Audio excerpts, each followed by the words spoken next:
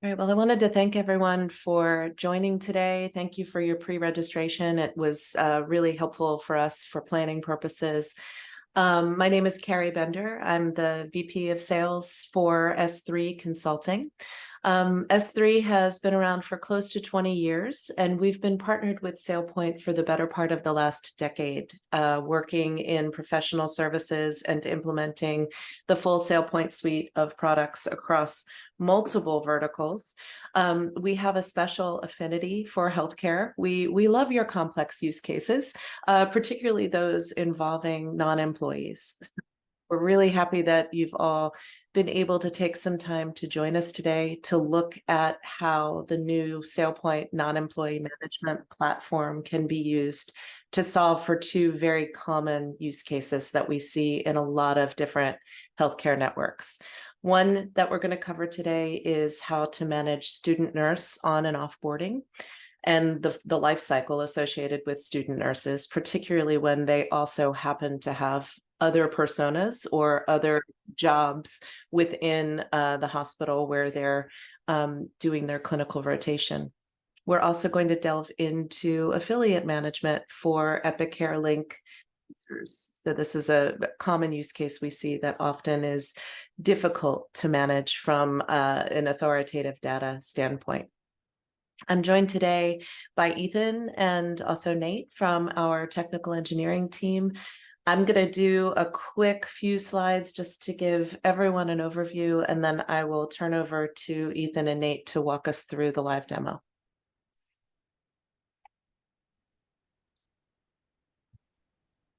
So I mentioned we've done quite a bit of work with healthcare clients across the United States over the last several years of our partnership with SailPoint. And there are some common challenges that we see within healthcare. EHR provisioning is highly granular, usually extremely manual, time-consuming. It's often difficult for organizations to enable healthcare providers to have the data and the access that they need on the day that they walk into a care site. We're finding that there's tremendous fatigue around access certifications. Managers who are required to certify access are rubber stamping because they either don't understand the data that is being presented to them, or it's just such a volume that there's just no way that they could get through all of that. We've got students coming in and leaving en masse on a regular basis. We have visiting physicians, visiting nurses, and then contract nurses, not to mention just a tremendous amount of turnover in these key patient care areas. All of this creates a perfect storm for healthcare companies who are really trying to manage, in many cases, on razor-thin margins.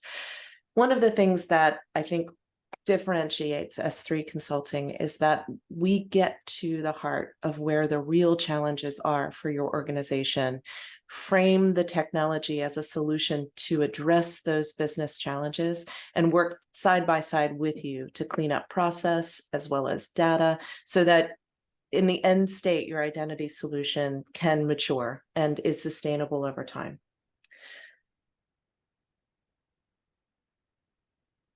So one of the things that differentiates a mature from a beginning identity program is that every person, every human user is accounted for, right?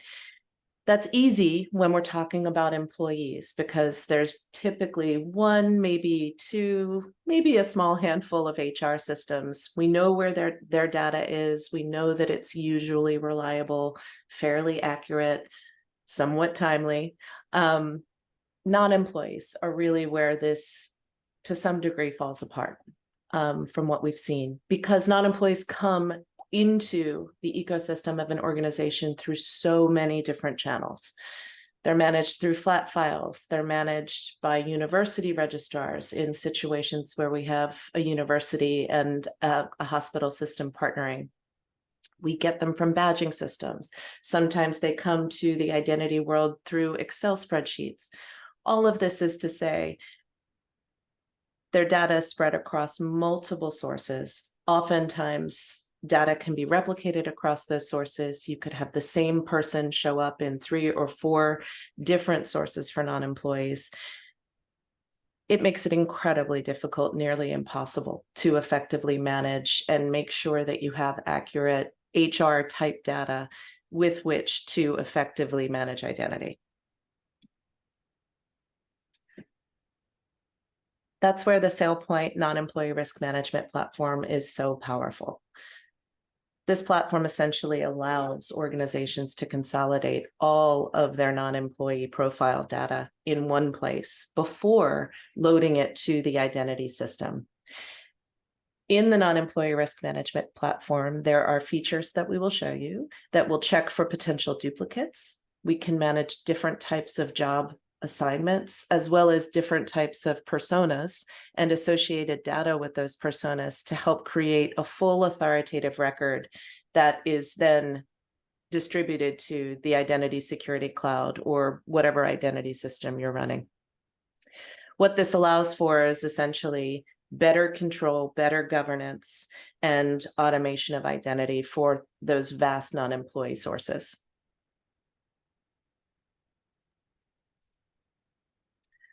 Before we get into the demo, I want to just go through some core concepts that may or may not be familiar to you all. I know many of you are current SailPoint customers, and that's great.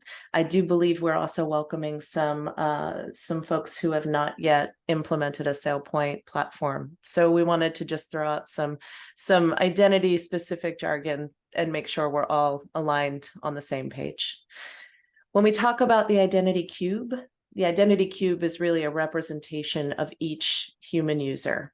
It contains data from the HR source system, as well as what accounts, what roles, and what entitlements a user may have at any given point in time. The identity warehouse is really where we keep all of those identity cubes and serves as the single pane of glass to look into the organization to be able to see access across our different users and across all of our different user types. A persona is really a type of user. One person can have many different personas simultaneously. This is often something that we see very frequently in healthcare. Access and associated processes can be defined at the persona level. So we oftentimes see onboarding processes that are different based on what persona or what user type a person has. Organization and population are key attributes that really form the framework for the non-employee risk management data model. Organizations can be thought of as physical entities, usually, and populations really represent those personas or user types. So that data is incredibly effective and helpful when brought into the identity system because it can be used to help parse the organization and also to help define which access should be provisioned to a given non-employee user. We'll talk about data aggregation. Aggregation is the process of loading user and account data from a given source, be it an HR source, be it the non-employee management platform, or another connected source into the SailPoint Identity Security Cloud. And finally, correlation is the process of relating an account from a given source to an identity cube. And we do that through common data attributes between that account and the cube itself.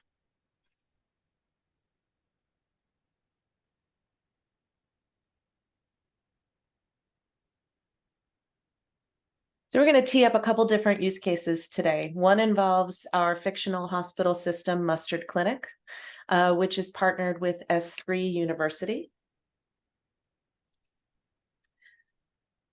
So these are our student nurse onboarding use cases. Within Mustard Health System, we have Brian Gray, who acts as our student coordinator or approver. Brian is employed by the Mustard Health System. He works in their core offices. Brian is also supported by Nate Brown, who is our IT admin who oversees all of the functions of the SailPoint Identity Security Cloud and non-employee risk management platforms. We're also going to see a few university representatives in this part of the demo, and those are Shannon Wagner. Shannon works for Strategic Security Solutions University. She is a student liaison and she will be filling the collaborator or delegated administrator role in the non-employee risk management platform as part of this demo. And what you'll see is when we log in as Shannon, she will only have access to that subset of information that's relevant to her, that data for strategic security solutions. She doesn't have any visibility or access to the broader Mustard Health realm of data. As part of our live demo today, we'll be onboarding a student nurse who is named Addison Smith. Addison happens to be presently already employed through the Mustard Healthcare System as a clinical temp. We're going to step through 2 live scenarios with Addison today. One is her onboarding. So what you'll see is us logging in as the collaborator through that portal. We'll be inputting Addison's data and then running aggregations to pull that data from the non-employee risk management platform into the identity security cloud. And then what you'll see is additional access in the form of roles automatically assigned to Addison's identity over in the identity security cloud based on that new data that's coming in from the non-employee risk management platform. Once we've successfully onboarded her, we're going to fast forward and offboard her as if it was the end of the semester.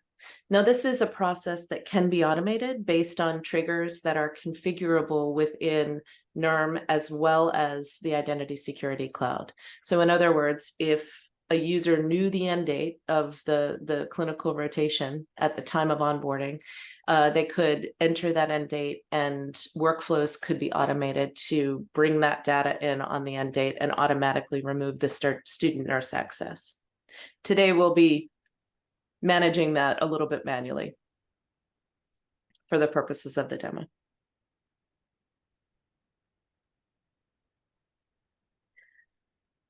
After we finished with our university use cases, we will transition into our Mustard Clinic and Relish Hospital use case, which covers the affiliate use case, which is so commonly used in healthcare. So this is the Epicare link when hospitals that are outside of Mustard Clinic need some degree of access to Mustard Clinic's EHR data and portals.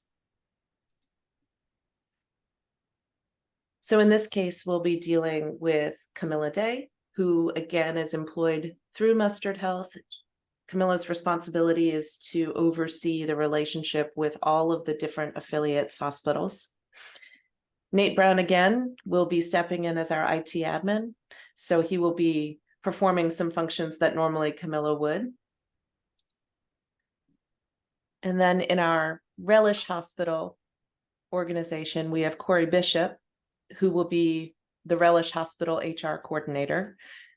Again, Corey will be logging in from a portal that's unique to Relish Hospital. He will only have access to Relish Hospital person data. And we'll be onboarding Aiden Mendoza, who's an RN in the ER department at Relish.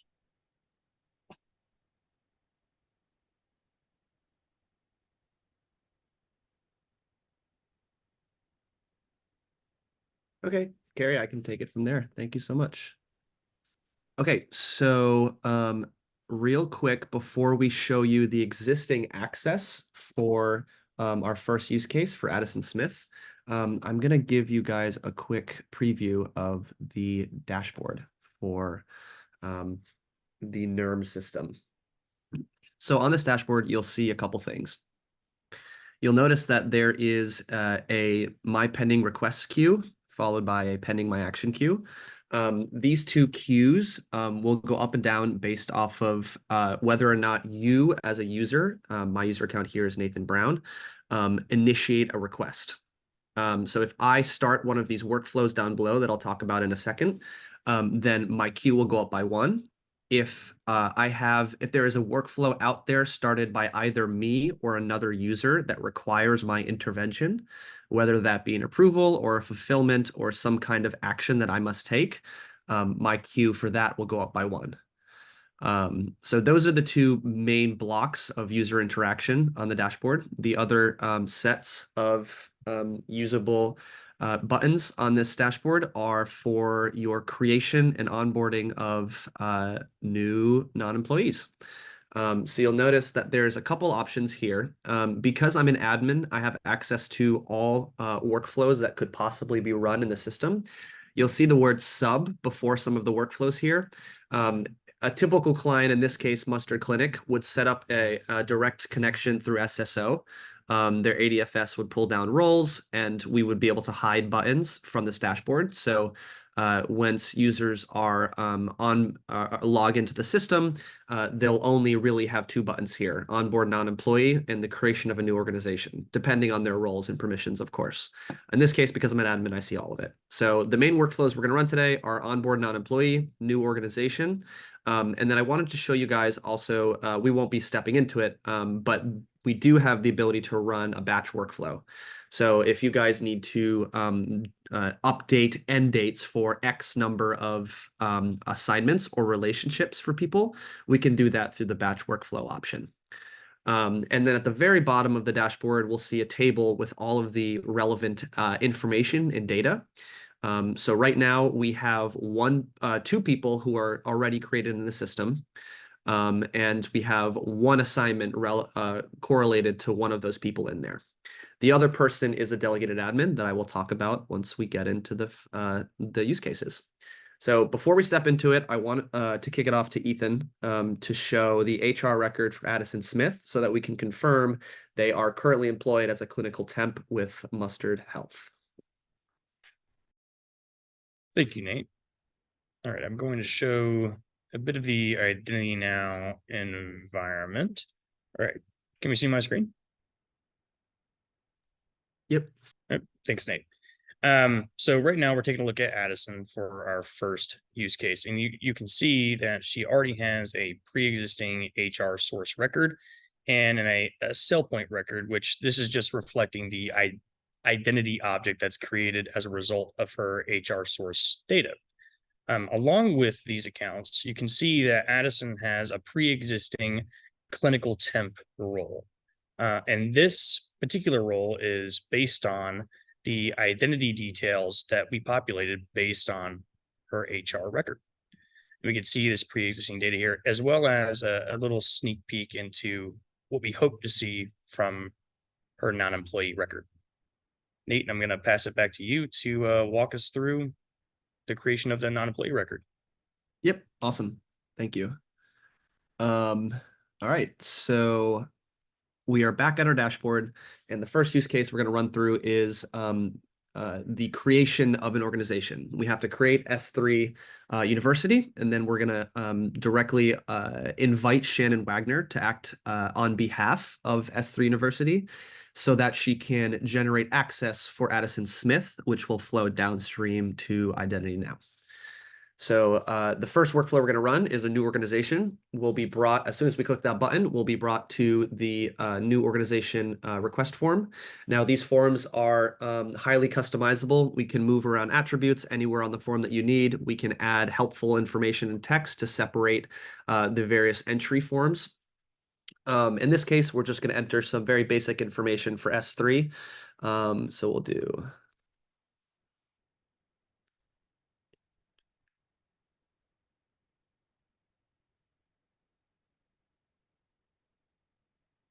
All right. And then, so after we entered the name, you'll notice that there's a drop down for population select.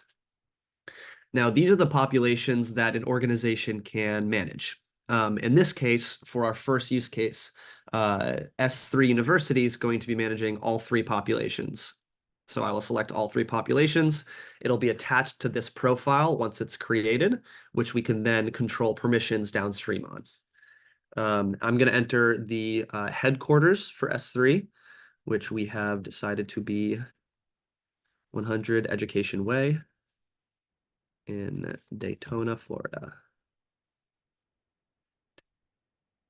Okay, so once all the information is entered, I will go ahead and hit submit. One thing to note is that you'll notice that all of these fields have an asterisk symbol next to them. That denotes whether or not an attribute, we call them, is required. So street is required, city's required, state's required. As we move along, you'll notice that some fields don't have that, which are optional fields to enter. So once I submit this, I'll see that my profile's been created, Strategic Security Solutions University. I'll notice a couple things on this page as we're viewing the profile. At the very top, I can tell it's an organization type. As we move along, this will change to people and then assignments or their relationships or entitlements, however you want to describe them. So on this page, we'll see all the information we've gathered so far. We'll have a couple tabs here so we can see the managed populations. Right now it's student, physician, and registered nurse. And you'll see a couple buttons up above that we're able to target this profile for and run workflows on to update data. So in this case, we're actually going to invite Shannon Wagner as a collaborator. There is one thing I wanted to show you before we step into it. I'm at our user table now. These are all the users internal to Mustard Clinic.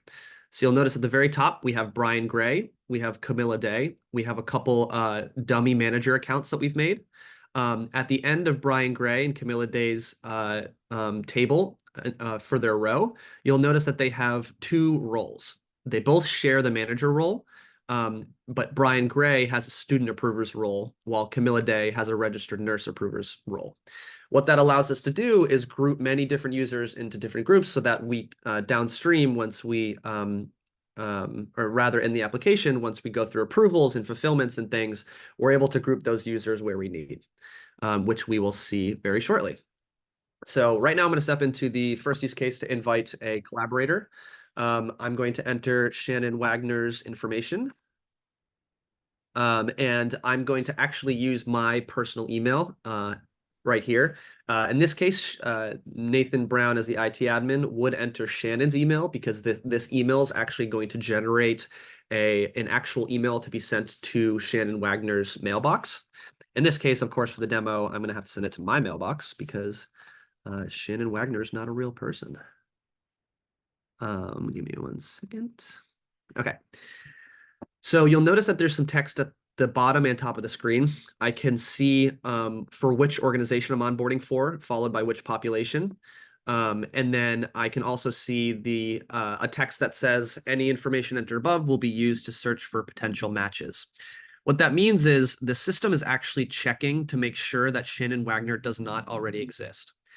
This is a huge use case for healthcare clients. A lot of clients that we've worked with have had issues preventing duplicates from being made because they might have multiple positions from different sources. So with NERM being the authoritative source for non-employees, we're checking to make sure that Shannon Wagner doesn't exist. In this case, we're checking based off of email, first and last name. Other clients may use date of birth, last four of social, first, last, and other kinds of permutations. So I'll hit submit. It'll check the system, make sure that there are no duplicates, and I'll be routed to this activity page for my request. If I go back to the dashboard, I'll notice that I have 2 requests pending. I have the original invite that I ran, and then a sub workflow that's been kicked off under it. So right now, I can see that a registration's been sent to this mailbox. So I'll go to my email, and I'll see that a new email has been generated for me. This template is, again, totally customizable. In this case, we just kept it pretty basic. So it says, hello, Shannon Wagner. As you can see, you're onboarded on behalf of S3. Follow the link below to get started. So as Shannon, I'm going to receive this email, click Get Started, and it will route me directly to a portal under Mustard Clinic still, but you'll notice that the URL up top has a specific portal for S3 University. This is where Shannon will come in and enter any relevant information that she needs to enter. A lot of healthcare clients would use this particular feature to gather personal information that the internal people to Mustard Clinic may not have on hand. So they would leverage this invitation system feature for, in this case, Shannon Wagner, to enter her own personal information. In this case, there's no PII, if you will, for her to enter. So we'll just enter some information here. And we'll hit submit. Okay, and then we will see that our a collaboration count is being made for us. Now, this is a little bit different than what will actually happen in most build outs, because, as I said before, SSO, single sign-on, is not set up in this sandbox environment we have. So this is a screen you would see for a local account generation, but with SSO set up, your delegated admins or collaborators will have an account in that ADFS, which will then flow downstream to our system. So in this case, I'm just going to make a local account for Shannon, and I'll be routed to the successful registration complete page where I'm able to log in. So this is the portal screen that Shannon's going to get familiar with for logging in. With SSO up, this username and password field will drop, and a little button will say log in with SSO. Of course, we don't have that, so I will log in with my local account and be routed to my personal dashboard for Shannon Wagner. Now, you'll notice it is very different than the dashboard that exists for Nathan Brown, internal to Mustard Clinic IT. I don't have a lot of the buttons that you saw before because now those permissions are being generated. So you'll notice that I have one person, that's my own account, Shannon Wagner, versus Nathan Brown, who's able to see not only Shannon Wagner, but Corey Bishop and Chris Green. So because I'm related to this organization for strategic security solutions, excuse me, I can only see accounts relevant correlated to that. So in this case, Shannon Wagner is going to onboard Addison Smith. And I'm going to grab this. Cool. So Shannon's going to onboard Addison Smith to come in as a student nurse. So she'll enter all of this information, and we'll do a duplicate check again to make sure that Addison Smith does not already exist. So we'll go past that. The checks seem to have cleared. We will enter some more information for Addison Smith. So we'll do a last four of social. We'll enter a date of birth. And we'll just enter a middle name for now. And you'll notice some of these fields are not required because they don't have the asterisk symbol, so we can bypass those for now. All right, I'll hit submit, and then I'll be routed to her assignment, Addison's assignment related or relationship related information. So I just entered personal related information. Now I'm entering assignment related. The assignment here is defaulted to S3 University. Excuse me. And you'll notice that because Shannon's related to S3, she can't onboard anyone from anywhere else. In this case, Shannon can select which populations she's able to onboard for. Now, this dropdown is directly related to the dropdown that we selected when we created S3 University. When we move into our Relish case, our Relish Hospital case, we will see a different dropdown for that. So in this case, Shannon is going to become a student nurse. So let's select student. We'll hit submit, and we'll move along to gather some more information around her student assignment. We'll select a start date, an end date, and we'll select a manager. In this case, we're going to select Tommy Tomato as her manager. This person is going to be responsible for approving her assignment before it's created. So we'll do student nurse and her title. We'll select, we'll say she works in pediatrics, and we'll say she's working out of Boston. Okay, so I'm gonna hit submit here, and I'm gonna be routed back to my dashboard. So what is happening now is if I go to my request queue, I'll see that my new non-employee, I'll go to the other request. My new non-employee request is actually pending approval from not only the student approver's role, which Brian Gray falls under, but also my manager, Tommy Tomato. So I'm going to go back to my IT admin account.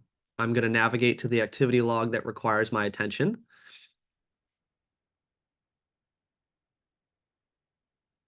And I'm going to select on the request that I can approve.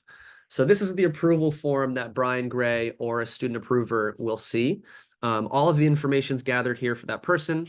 And then we also have the ability to add additional information at the bottom for approvers to enter. In this case, we're just asking if this person, Addison Smith's credentials are verified. If they are, we'll ask how. So either a manual I-9 form, echo verified, or a manual verification in some other way. If I say no, then we'll provide a reason for that too. So in this case, I'll just say manual verification is done in order to verify their credentials. I'll hit approve, and this access will be created in the NERM environment. So here I can see Addison Smith. If I go back to Shannon Wagner's page, I'll see that now I have Addison Smith in my people view. I can see Addison as well as my profile. If I go to assignments, I can see only Addison's assignment because she's directly related to S3. Okay, so now what I'd like to do is give it over to Ethan to verify that in IDN, Addison access has been created. Thank you, Nate.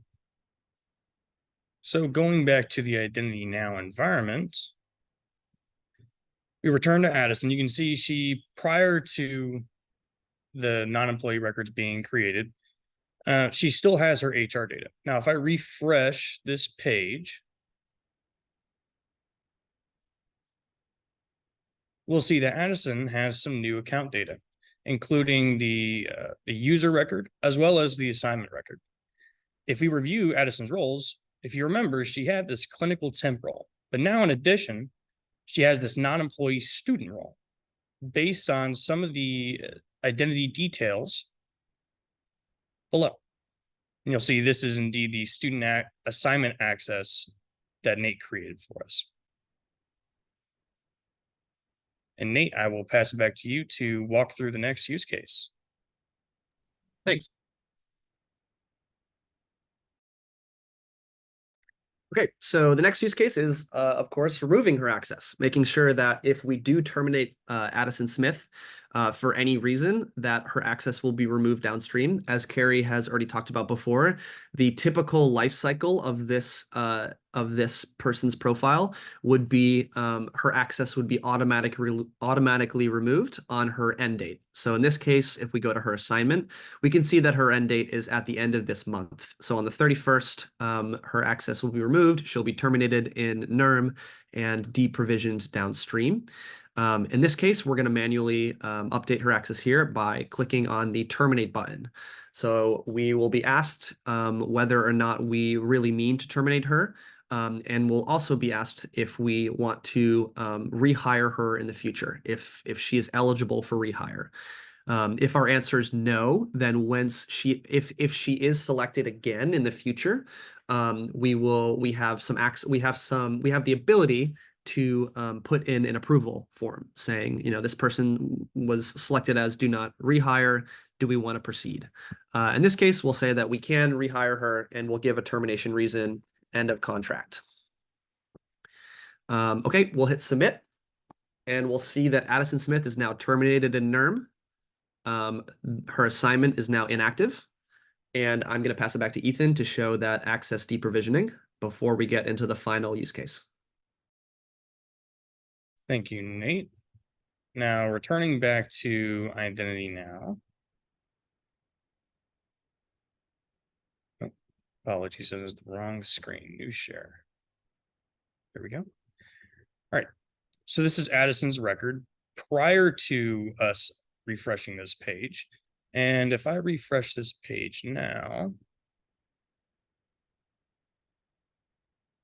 we will see that data that we once had has fallen off. And if we review the accounts, we can see that Addison, as she's not been deleted out of the non-employee platform, we can see that her user record remains, but the assignment account record has fallen off.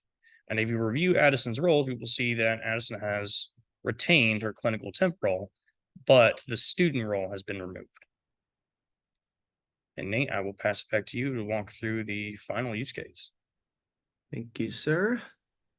Okay, so we will navigate back to the dashboard, and we will get into the Mustard Clinic and Relish Hospital use case. So this is where Camilla Day comes into play as our sort of Brian Gray analogy. So she is an internal user to Mustard Clinic, and she is part of that that registered nurse approvers role. So as an IT admin, of course, though, I'll act on behalf of her. And I will onboard Corey Bishop as our quote unquote delegated admin for Relish. So I will navigate to my organizations at the bottom. I'll click View All, and I will go to Relish Hospital. Here, I'll click on Invite Collaborator, and I will enter Corey's information.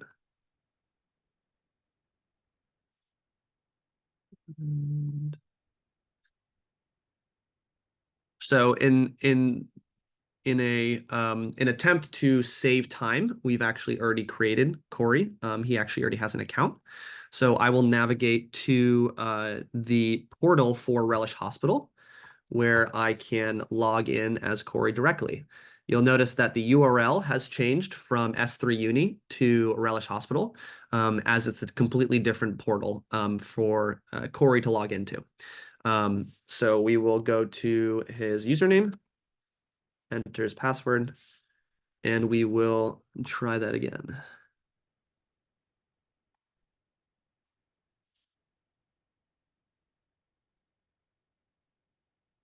Okay, so now that I'm logged in as Corey, I can see that I already have an active person in here, Chris Green. I have their relevant assignment, but I'm not able to see anything about Addison Smith, of course. So I'll log in back here and I will onboard a new non-employee for Aiden Mendoza.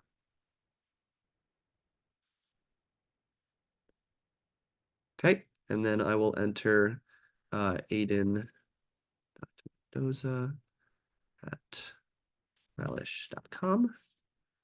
I'll hit submit. The application will check for duplicates. I'll enter some additional information that looks very similar to when I filled out Addison's form. And we'll get routed to this page again. So keep in mind that last time we had 3 options. This time we only have 2 because Relish Hospital only manages physicians and registered nurses. As Aiden's a registered nurse, we'll select registered nurse. We'll move along. And you'll notice that actually this form does look different than the student form we just filled out. NPI is now required. So as these different populations from healthcare clients come in with our very complicated use cases, we're able to control the forms dynamically based off of what population has been entered. So in this case, we will enter registered nurse. We'll enter a 12-digit NPI number. We'll select our manager as Linda Lime this time. We'll select the emergency room department as Aiden's a registered nurse there. And we'll go with Los Angeles as his location. And then, of course, our start and end date. And we'll hit submit. So at this point, we'll see that an approval is required from registered nurses, registered nurse approvers, and our manager, Linda Lime. I will go back to my admin account, and I'll approve it there. Cool. Again, credentials verified, yes or no. We'll say it's I-9 this time. We'll hit approve. And we will see that access has been created for Aiden Mendoza. So we'll go back home. We'll see Aiden Mendoza in our little chart here. We'll see not just his person profile, of course, and all those that information, but we'll see his assignment or relationship and all that information. So at this point, I'm going to kick it back to Ethan one more time to show you guys that access was created for Aiden Mendoza. Thank you, Nate. So kicking back over to Identity Now one last time, we're going to look up Aiden Mendoza as he was just created. There we go. And we can see that there is now a new identity that's been created based on the non-employee record that has been loaded into Identity Now. We can see the NERM user record and the non-employee assignments record. And if we review Aiden's roles, we can see that Aiden has this Relish affiliate RN role, since Aiden is of the registered nurse population. So noted below. And now I bet you're wondering, well, Ethan, how has all this movie magic been happening in the background? How has the data been getting there? Well, if I click over here, you can see that I have a couple sources created in Identity Now that are meant to represent the user records located in the non-employee platform, as well as the assignment records. Now, these are created essentially by executing the APIs of the non-employee platform in order to load this data into Identity Now. And with that, I'm going to pass it back to Carrie for some parting words.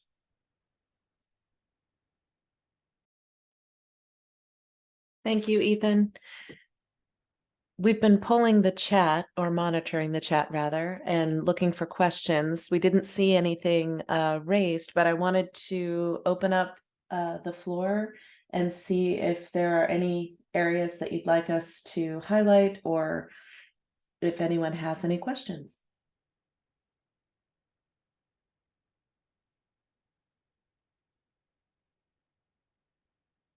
Yeah, if we can go back to that last screen that Ethan showed for the Mendoza account. Sure. Hi, Joseph. How are you? Good, thanks. How are you? Good. Hey, Ethan, do you mind? Yeah, thank you. So once that process went through, this is actually in what we refer to as IIQ. So it showed the details, it showed the accounts, but under applications tab, were there any applications that were assigned to this? We don't have applications as yet configured for assignment for the purposes of the demo. So Okay. we're just showing this to the point of assigning roles. Downstream applications would be something that would then be assigned from the roles and aggregated in. But we don't have that architecture set up to be able to live demo that. All right. Carrie? I'm just assuming if you did, there would be applications that would be listed there. It would be a real-time change, or would it have to go through correlation first? Well, you would need to aggregate the application source that you were wanting to see, but once that aggregation happened, you, Right. you should be able to see the data for that given application account. Okay. Hey, Carrie, also, I think applications are a different object in Identity Now than they are in Identity IQ. So applications in Identity IQ are analogous to sources in Identity Now. Right, so applications in Identity Now are really, well, there are two things. You can create applications on the fly, but they're also kind of a holdover to the initial functionality of Identity Now way back when it was also a single sign-on platform. And so you would configure those applications as the Identity Now would be the identity provider for your service provider in the kind of the SAML configuration. And that's what those applications refer to.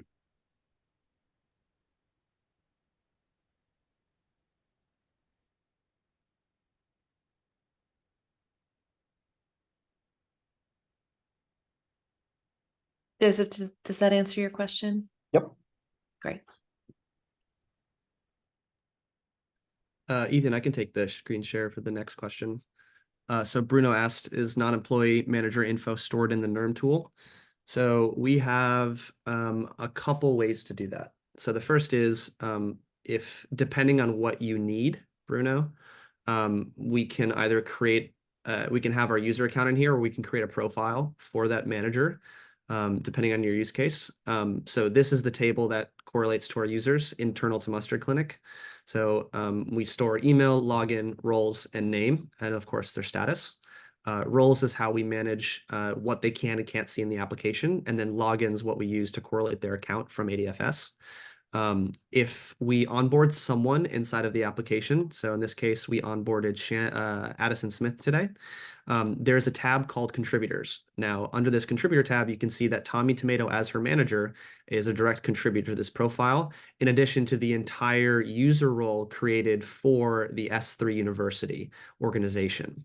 So any delegated admins who share this user role that we manage dynamically in the system can see her profile. And then Tommy Tomato, as her manager, can also see her profile, which we do store in a separate attribute called manager. So this manager attribute can have many different users in there. As long as Tommy Tomato has an account in our system, we can correlate them to a non-employee inside a profile inside the application. I hope that answered your question.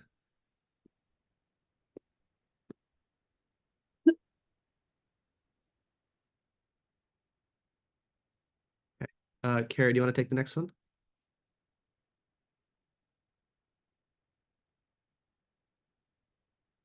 All right.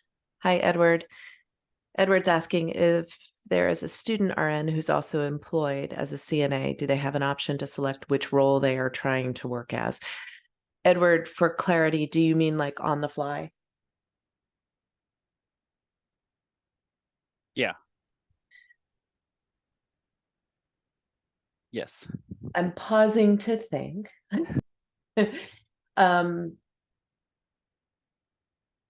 So Paul may have a different perspective on this. Paul is our Chief Technology Officer. From the base integration of the non-employee management platform with either Identity Now or Identity IQ, I don't believe that there is the capability to allow someone on the fly to select a given profile that they're working under. There is functionality that allows you to sunset and automatically remove different types of access on dates that are driven by the end user at the point of request. But I don't know that there's a way to toggle on or off. I think that would actually be dependent on whatever the capability of the downstream application that they're logging into is.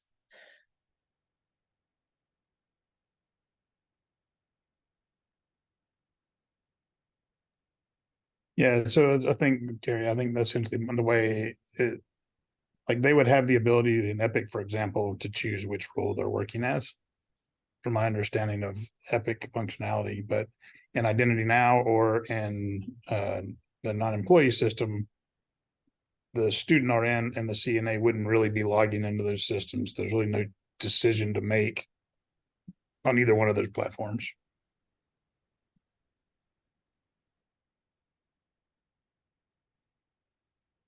So it would be within whatever source or target application that person was working in. That's where they would indicate what user they were operating as. Yeah, if it was a choice or a capability of the downstream system, correct.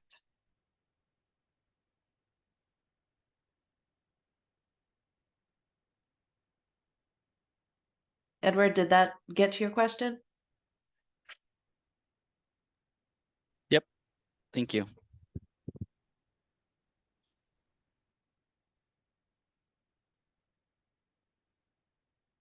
William's asking, oh, this is a great question. Who typically owns the service once implemented, HR or IAM? So by the service, William, I'm assuming you mean the non-employee risk management platform. Yep. I think I'm going to answer with the excellent consulting answer of it depends. But I'm going to add to that. I think that there's a couple different ways that an organization can implement non-employee risk management, depending upon the way that it is structured, right? So there's the collaborator portal, which Nate walked us through, that is incredibly useful when you have a use case where you need to limit the availability of data and what a collaborator can do to an entity or to a group of entities, right? So let's take the example again of the university use case. Depending upon how that university is structured, you could have, for example, a collaborator identified in the registrar's office who is responsible for onboarding each class of student nurses in non-employee relationship management, right? And then that data would flow into the core identity system when it becomes available, and the workflows would take effect based on that, right? If you were talking about other types of non-employees that are being managed, within an organization. I would say it's advantageous if the organization can decide that there's going to be one group that's responsible for all those non-employee users. It could be with HR. I think HR would probably push back pretty hard on that unless they were getting some resource support to address that. Right. I think that the cool thing is that the tool has capability to parse data, to control what someone can and can't do and see. And there's a lot of flexibility there. So it really does allow the organization to put ownership of that data management where it makes the most sense for that given organization. Okay. Yeah, and if I could add on to that, Carrie, so we have loads of permissions for the delegated admin portals, but we also have permissions for the internal users to Mustard Clinic. So if HR has accounts internal to Mustard Clinic, we can actually assign those HR users specifically to one population. So if populations A, B, and C are managed by user role A, and then D, E, and F are managed by HR, we can just allow HR to see D, E, and F, allowing them to onboard only D, E, and F, update D, E, and F, things like that directly from the dashboard. So that's just a little addition to Carrie's explanation. Thank you. Thank you very much. Thank you. It's a good question. Thanks. Carrie, I do have one more thing I want to show really quick if we have time, if there aren't many other questions. Bruno has one. Let's address that first, and then we can pop back to you. Bruno's asking, can we convert from non-employee to employee easily, or do we have to move from NERM and then load into IIQ or Identity Now? Great question. I'm going to say yes, you can convert. You would build that logic within the identity system, either the cloud platform Identity Now or Identity IQ, based on the available source data. And typically what we've seen in the past is building that based on an effective date. I wouldn't recommend ever removing a person from an HR source, rather building in logic to put them in an inactive status so that if there was a need in the future, you can always rehire and use that same person record. But yes, absolutely, that conversion use case is 100% able to be configured. You're welcome. Thank you.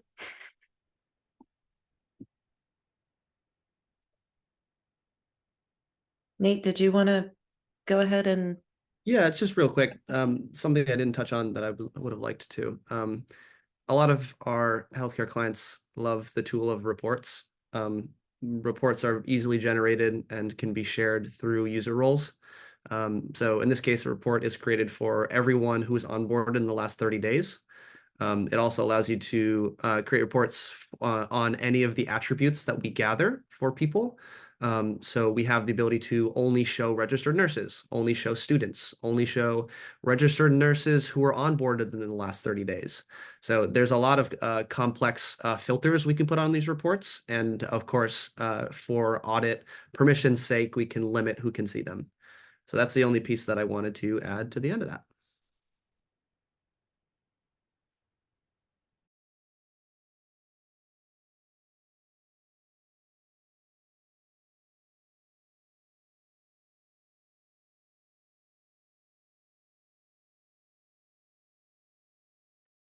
Hey, Carrie, I think you're on mute.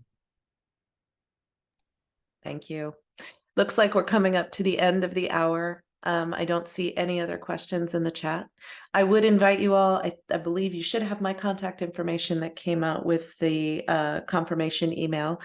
If you have any follow-up questions, you can absolutely direct them to me, carrie.bender@s3.consulting.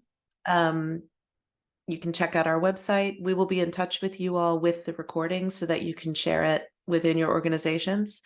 And I just want to thank you for the great questions and the participation today. We've really enjoyed spending this hour with you all. Thank you.